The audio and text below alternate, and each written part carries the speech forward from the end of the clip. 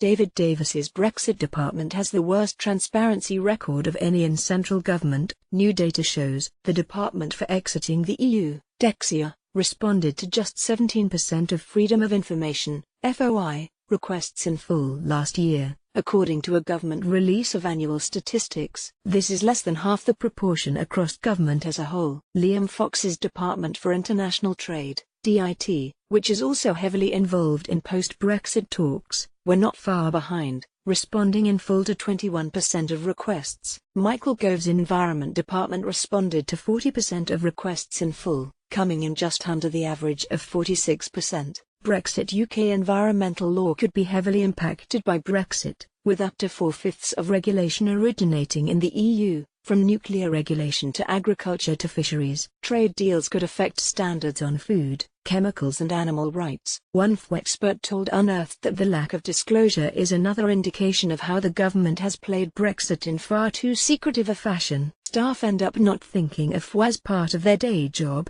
They think of it as something to do on a Friday afternoon, despite Fox making a public pledge for transparency on trade deals. In December, Unearthed discovered that DIT had signed a deal with US counterparts in which they committed to keeping post-Brexit talks secret. 2 months later, we revealed the existence of a secret database, housing cross-departmental work on Brexit, a large proportion of which concerned the environment. Dexia, which maintains the database, refused to release any information about it on the basis that it could risk the UK's relationships with other countries. Dexia told Unearthed that it was important to protect sensitive information that could affect our negotiating position, echoing a pledge by the Prime Minister last year that the government would provide updates when it is possible, but we will do nothing that would undermine our position in the negotiations.